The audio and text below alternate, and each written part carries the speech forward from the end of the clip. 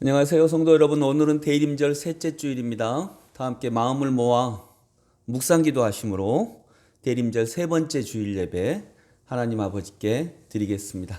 기도하겠습니다.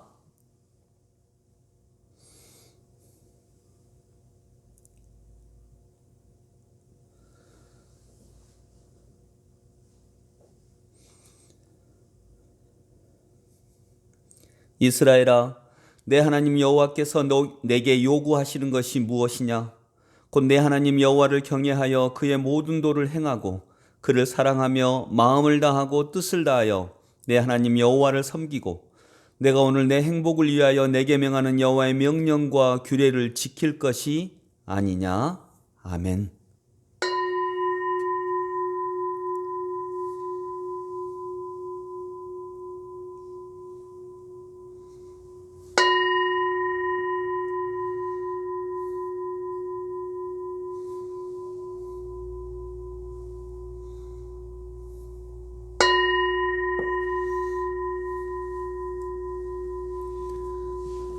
나는 하나님을 예배하는 예배자입니다. 내가 서 있는 곳 어디서나 하나님을 예배합니다. 내 영혼 거룩한 은혜를 향하여 내 마음 완전한 하나님 향하여 이곳에서 바로 이 시간 하나님을 예배합니다.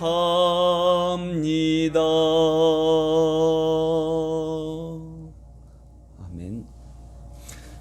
사도신경으로 우리의 신앙을 고백합니다.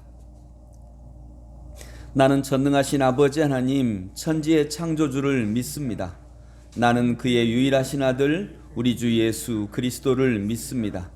그는 성령으로 잉태되어 동정녀 마리아에게서 나시고 본디오 빌라도에게 고난을 받아 십자가에 못 박혀 죽으시고 장사된 지 사흘 만에 죽은 자 가운데서 다시 살아나셨으며 하늘에 오르시어 전능하신 아버지 하나님 우편에 앉아 계시다가 거기로부터 살아있는 자와 죽은 자를 심판하러 오십니다. 나는 성령을 믿으며 거룩한 공교회와 성도의 교제와 죄를 용서받는 것과 몸의 부활과 영생을 믿습니다. 아멘. 저희 한 주간의 삶을 되돌아보며 하나님 앞에 참회의 기도 드리겠습니다.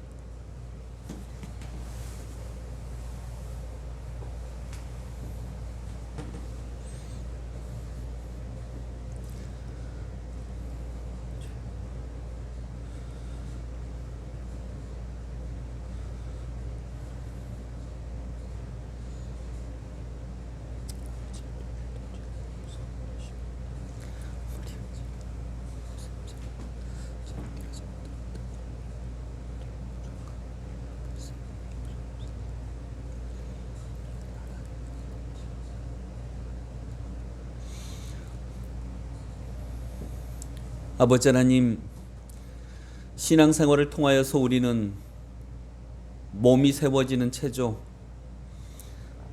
마음이 세워지는 정조, 뜻이 세워지는 지조의 삶을 살아가고자 원합니다. 그러나 우리의 원함이 또 세상의 파도에 부딪혀서 무너질 때가 있는데 하나님, 대림절 셋째 주일을 맞이하여 우리가 간절히 나를 구원하시는 예수 그리스도의 사랑의 은혜를 간구케 하여 주옵소서. 마리아처럼 주의 여종이 오니 내가 주의 뜻대로 되기를 원하나이다 라고 하면서 주님이 내게 주신 모든 것들을 다 온전히 영접할 수 있는 정결한 사람 되게 하여 주옵소서.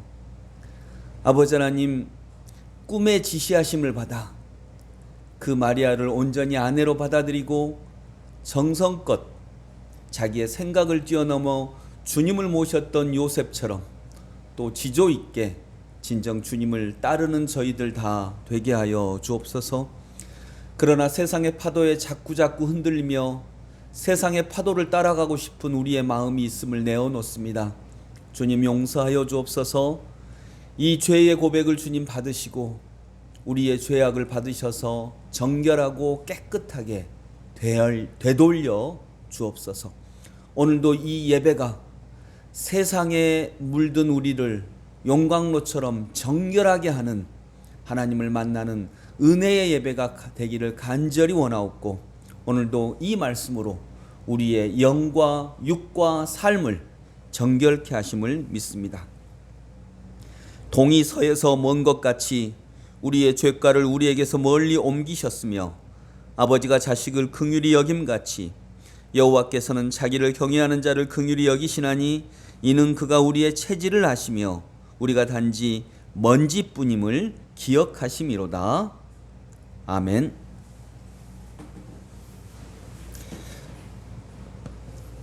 감사의 찬양 드리겠습니다.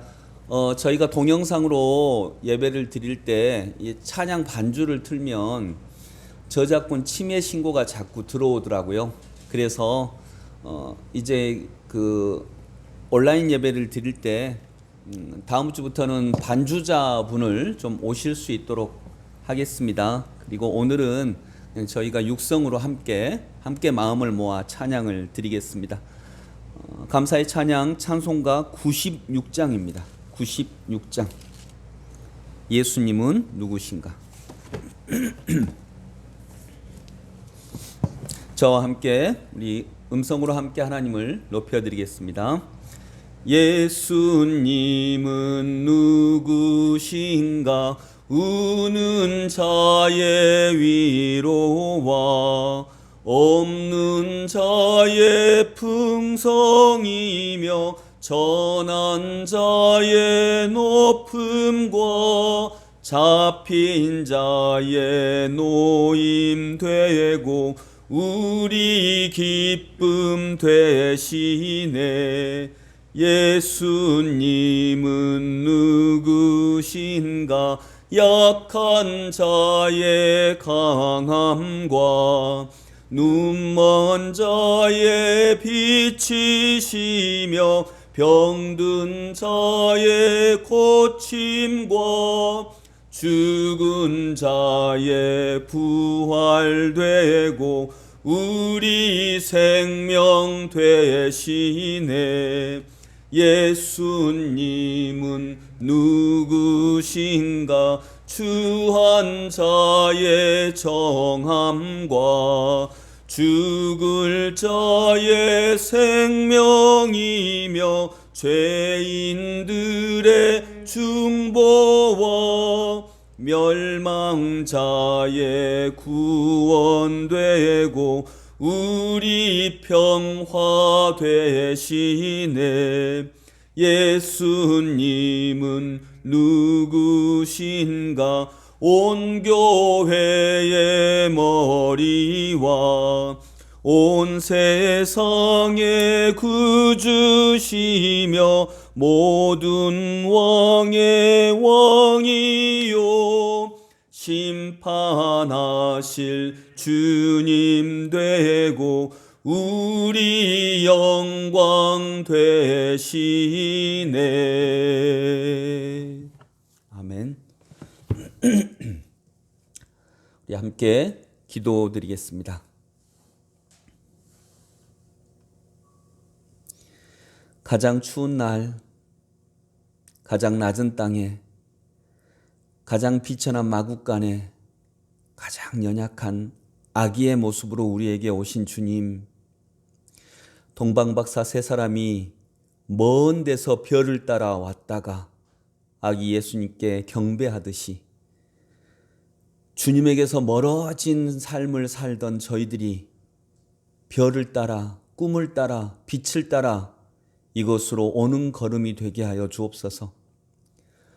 그래서 주님 앞에 황금과 유황과 몰약을 들어 아기 예수께, 연약하지만 가장 순수하신 분께 무릎 꿇어 경배드리는 2000년 전의 그 예배가 오늘 우리의 예배가 되게 하여 주시옵소서.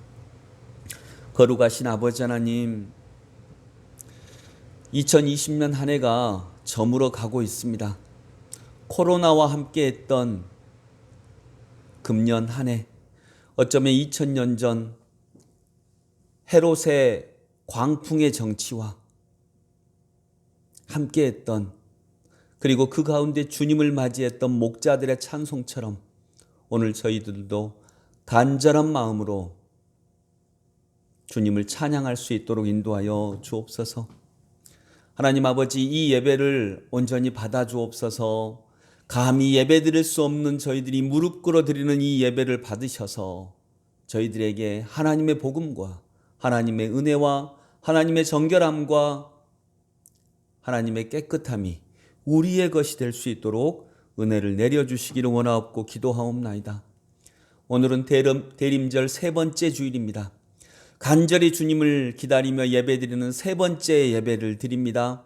하나님 아버지, 우리의 마음에도 오시어서 우리의 마음이 먼저 주님을 간절히 사모하고 기다리게 하시고, 기다리다 본 주님을, 기다리면서 이 땅에 오신 주님을 무릎 꿇어 경배할 수 있도록 인도하여 주옵소서. 그리고 새로운 시간, 새해가 올 것입니다. 하나님, 그리하여 주님께 예배드리고 주님을 기다리고 주님을 맞이하고 우리의 삶에도 새로운 시간이 선물처럼 올 수 있도록 저희의 삶과 함께 동행하여 주시옵소서. 아버지, 특별히 우리의 자녀들 축복하여 주시옵소서.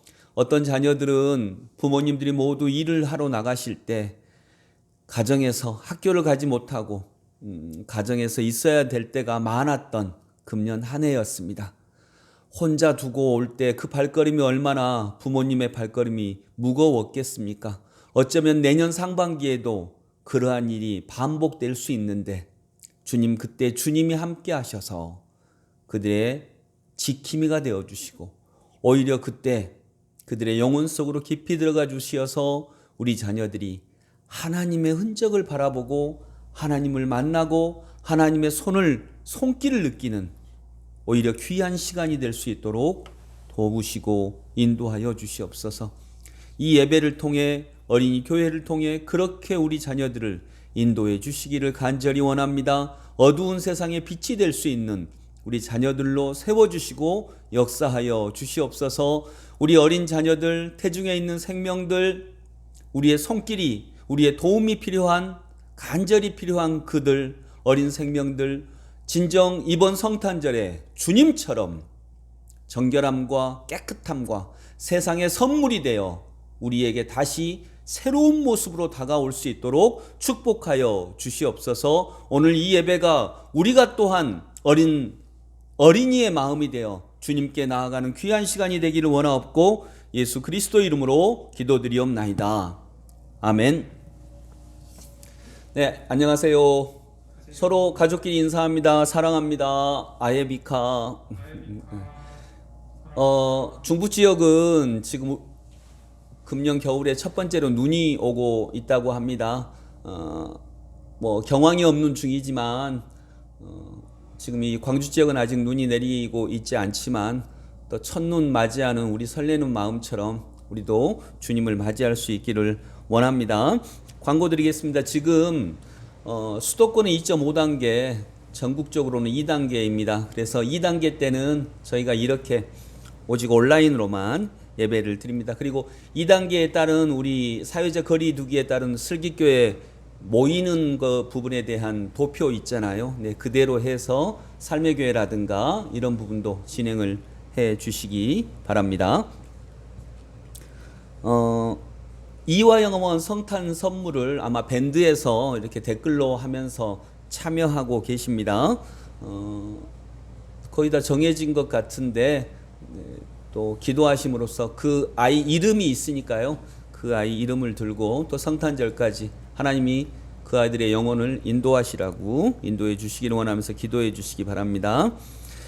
내년 성경 일독을 계획하고 계시는 분들이 많은 것 같아요. 그래서 좀 도움을 드릴 수 있는 걸로 내년 성경 일독을 하실 때는 여러분, 우리가 지금 예배용 성경이 개역 개정판입니다. 그러니까 내용은 똑같은데 번역이 다릅니다. 그런데 우리 아이들하고 같이 읽기에는 이건 이제 좀 어려운 말들이 있습니다. 왜냐하면 80년 전쯤에 번역이 된 것을 많이 수정하지 않고 조금만 수정해서 한 거라서 옛날 말이 많이 있고요.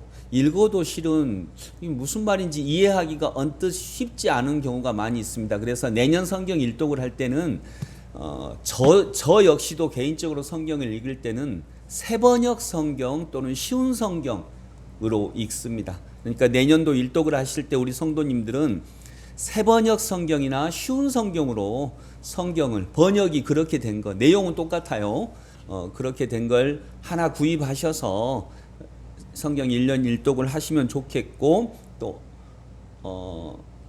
그 핸드폰 어플에 보면 성경 1년 10독이라고 하는 어플이 있어요. 근데 1년 1독도 할 수 있도록 나와 있거든요. 그래서 그걸 이렇게 들으면서 하면 1년 1독이 됩니다. 그 어플 성경 1년 10독, 1년 10독 프로그램이 있고 1독 프로그램이 있거든요. 그 어플 사용하시면 좋을 것 같고요. 또 쉬운 성경, 새번역 성경 어플도 다운 받으셔서 이렇게 읽어주는 성경이 있어요. 네, 그렇게도 도움을 받으셔서 하시면 좋겠고, 또 더 좋은 것은 본인이 직접 그 성경을 구입을 하셔서 날마다 일정 부분을 이렇게 읽으시면 되겠습니다. 그게 제일 좋겠지요. 네.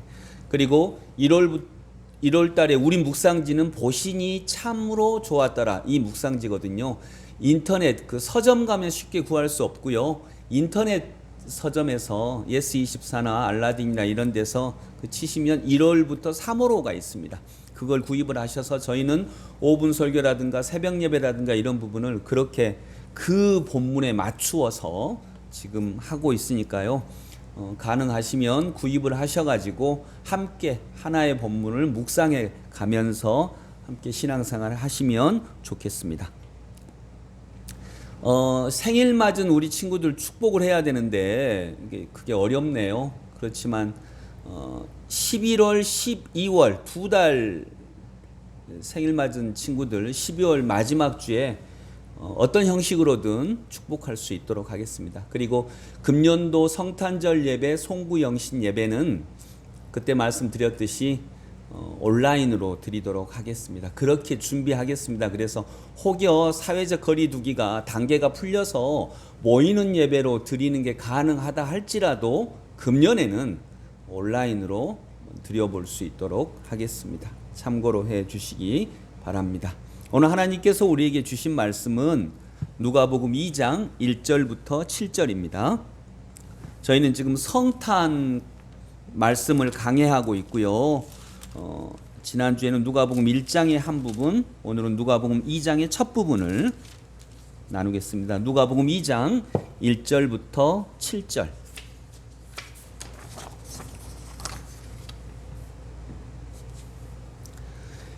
저와 함께 나눠서 읽습니다. 그때 가이사 아구스도가 영을 내려 천하로 다 호적하라 하였으니, 이 호적은 브레뇨가 수리아 총독이 되었을 때 처음 한 것이라. 모든 사람이 호적하러 각각 고향으로 돌아가매 요셉도 다윗의 집 족속이므로 갈릴리 나사렛 동네에서 그들을 향하여 베들레헴이라 하는 다윗의 동네로 그 약혼한 마리아와 함께 호적하러 올라가니 마리아가 이미 잉태하였더라. 거기 있을 그때에 해산할 날이 차서 첫 아들을 낳아 강보로 싸서 구유에 누였으니 이는 여관에 있을 곳이 없음이러라. 아멘. 말씀 나누기 전에 우리 함께 주님을 기다리는 찬양 하겠습니다. 지난주에도 우리가 찬양을 했는데 찬양 104장, 우리 모두가 주님께 찬양을 드립니다. 곧 오소서 임마누엘 104장.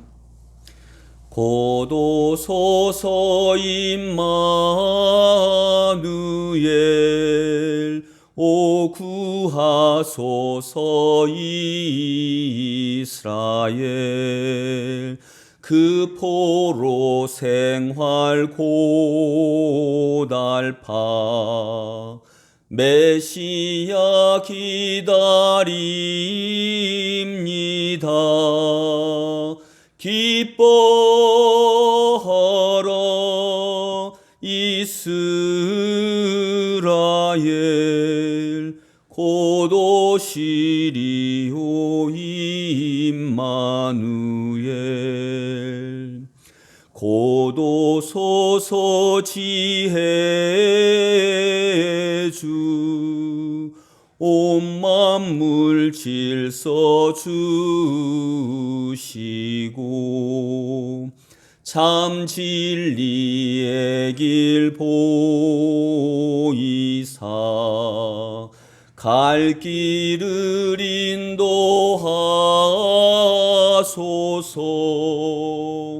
기뻐하라 이스라엘 곧 오시리오 임마누엘 곧 오소서 소망의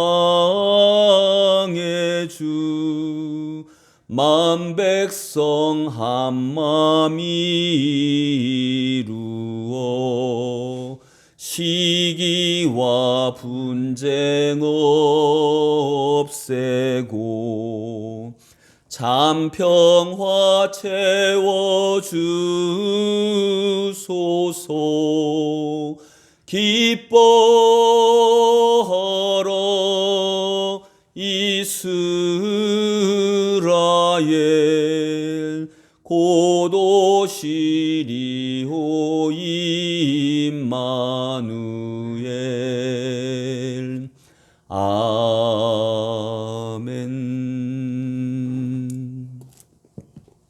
아멘. 여러분, 제가 몇 주 전에 제 IQ가 몇이라고 얘기했죠. 우리 성도들은 그래도 오래 다닌 분들은 제 IQ를 아는 것 같아요. 굉장히 높죠. 94, 고등학교 때 94였어요. 근데 저는 그래도 하나님의 은혜를 받아서 시험에 떨어져 본 적은 없습니다. 왜냐하면 지금 생각하면 좀 비겁했는데 떨어질 시험은 아예 안 봤습니다. 그러니까 도전하지 못했던 거죠. 그것이 어쩌면 저의 위치를 만들었을 수도 있습니다. 그런데 어쨌든 떨어질 시험은 아예 안 봤으니까 조금 비겁하기도 했지만 그래도 많이 합격한 시험이 있는데 합격한 시험 중에 가장 기뻤던 것은 신대원 시험에 합격을 했을 때 제일 기뻤던 것 같습니다. 왜냐하면 아무도 제가 합격하리라고 생각을 안 했거든요. 제 자신도 제가 신대원에 시험 합격을 하리라고는 생각을 하지 않았습니다. 왜냐하면 보통 그때는 신대원 시험이 굉장히 어려웠습니다. 막 우리 동기 중에 8수, 7수 한 사람들도 장수했다고 하는데 장수한 사람도 많았거든요. 그런데 저는 그 당시에는 이제 민주화가 아직 안 됐던 시대라서 제가 이제 학생운동, 우리 신학대에서도 학생운동을 조금 깊이 관여를 했었고, 근데 그 일이 해본 사람은 알겠지만 굉장히 일이 많습니다. 상당히 바쁩니다. 그래서 시험을 보기 2달 전까지도 계속 그 일을 같이 했었기 때문에 실은 시간이 그렇게 많지는 않았습니다. 없었습니다. 이제 2달 남겨놓고 이제 그 일을 다 정리를 하고 이제 시험 준비를 하려고 하는데 깝깝하죠. 네. 그래서 아무도 제가 합격하리라고는 진짜로 전혀 생각을 하지 않았습니다. 이제 제 아내가 그때 굉장히 열심히 기도했고요. 또 하나님께 간구했고 그런 덕이 크다라고 생각을 하고, 근데 이제 그런 기도만으로 갈 수 있는 건 아니잖아요. 또 시험 공부도 해야 되는데 제일 어려운 점이 성경 암송이었습니다. 성경 암송을 다 해야 들어가는데 성경 암송이 400개였어요. 2달 남겨놓고 400개. 그 당시에 보니까 이 400개가 딱 있는 책을 이걸 다 암송해야 된다고 그때 처음으로 봤거든요. 2달 놔두고. 400개가 아니라 무한대더라고요. 이건 거의 무한한 숫자다. 이걸 어떻게 2달 안에 다 외우냐.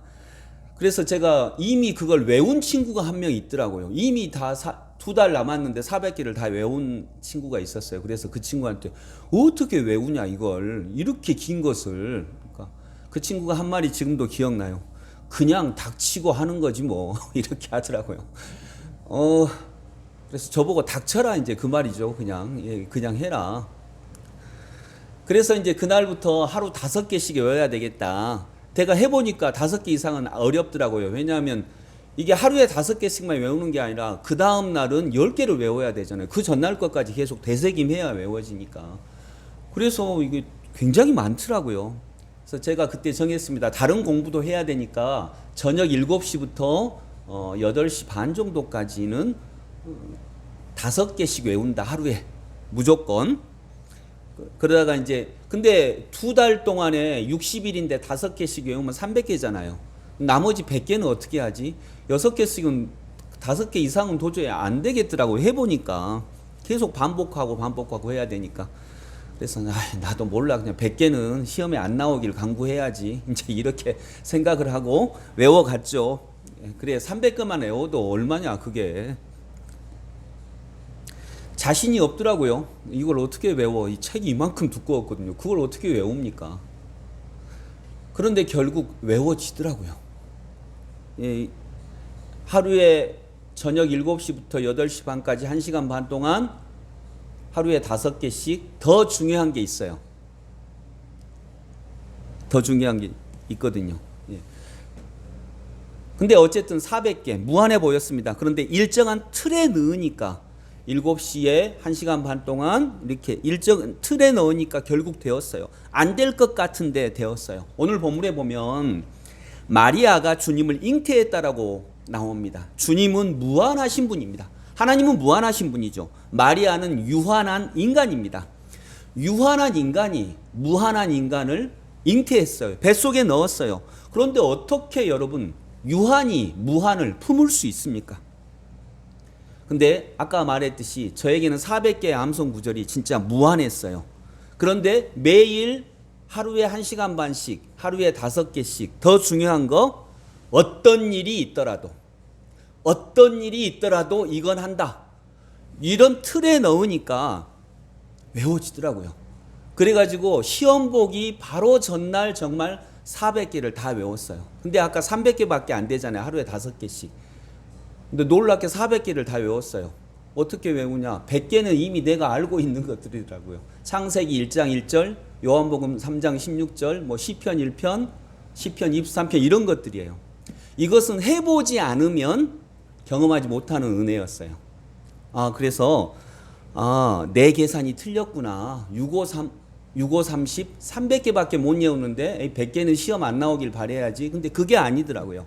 인간의 계산은 그렇게 틀리더라고요. 이미 내가 알고 있는 게 있었어요. 근데 그건 가보지 않으면 경험하지 못하는 거였죠. 무한하신 하나님이 유한하신 인간 속으로 들어오려면 틀이 있어야 돼요. 틀. 저도 무한했던 400개의 암송 구절을 어떤 일정한 틀, 하루에 1시간 반 동안 5개씩 어떤 일이 있어도, 이거죠. 이게 더 중요해요. 어떤 일이 있어도 이런 틀에 넣으니까 그 무한하게만 느껴졌던, 물론 400개가 무한은 아니지만 무한하게만 느껴졌던 400개의 암송 구절이 어느 순간 들어오더라고요. 마리아도 똑같았어요. 유한한 마리아에게 무한하신 하나님이 들어올 수 있습니다. 이때 깨달은 진실이죠. 유한이 무한을 품을 수 있구나. 인간이 하나님을 품을 수 있는 거구나. 인간이 하나님을 품을 수 있구나. 인간이 하나님을 닮아갈 수 있구나. 라고 하는 것 느껴졌던 것입니다. 오늘 그 유한한 인간 마리아가 무한하신 하나님을 품는 이야기, 정말 아름다운 이야기죠.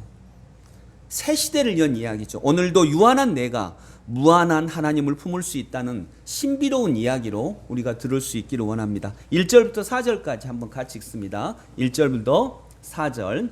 그때 가이사 아구스도가 영을 내려 천하로 다 호적하라 하였으니 이 호적은 구레노가 수리아 총독이 되었을 때에 처음 한 것이라. 모든 사람이 호적하러 각각 고향으로 돌아가매 요셉도 다윗의 집 족속이므로 갈릴리 나사렛 동네에서 유대를 향하여 베들레헴이라 하는 다윗의 동네로. 아멘. 자, 예수님이 태어나실 때의 이야기입니다. 예수님의 아버지 요셉은 다윗 가문이었어요. 다윗 왕의 가문. 왕족이었어요. 그런데 저쪽 다른 지방에 살고 있었죠. 근데 가이사 아구스도가 누구냐면 로마 황제예요. 이 로마 황제 아구스토가 명을 내려서 인구조사를 합니다. 징집이라든지 세금이라든지 이 국민들을, 그때는 이스라엘이 로마 식민지였으니까요, 인구조사를 해야 백성들을 다스리기가 편해지거든요. 그래서 인구조사를 할 때는 다 자기 원래 고향으로 가서 인구조사를 합니다. 그때에 주님이 태어나셨습니다. 그래서 원래 요셉과 마리아가 살던 곳은 갈릴리 지역인데 인구조사를 등록하기 위해서 원래의 고향 베들레헴으로 오는 과정의 이야기가 바로 주님이 태어나신 오늘 본문의 이야기입니다. 1절에 보니까 그때 무한하신 하나님이 일정한 그때라고 하는 그 시간 속으로 들어오신 것입니다. 8절도 한번 볼까요? 8절 앞부분만 읽어봅니다. 8절 시작. 그 지역에 무한하신 하나님이 일정한 공간 속으로 들어온 것입니다. 또 41절, 2장 41절, 그의 부모가, 무한하신 하나님이 일정한 어떤 사람 속으로 들어오신 것입니다. 그래서 그때에 그 지역에 그의 부모가, 주님이 오늘도 무한하신 하나님이 일정한 한계 속으로 들어오시는 이야기인 것입니다. 가이사 아구스도, 이때부터 주님이 태어나신 이때부터 인류에 뭐가 나뉘죠?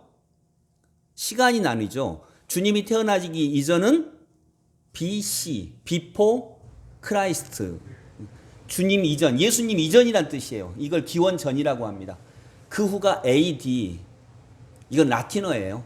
그래서 구원자 이후, 예수님 이후, AD가 갈립니다. 기원전과 기원 후가 갈립니다.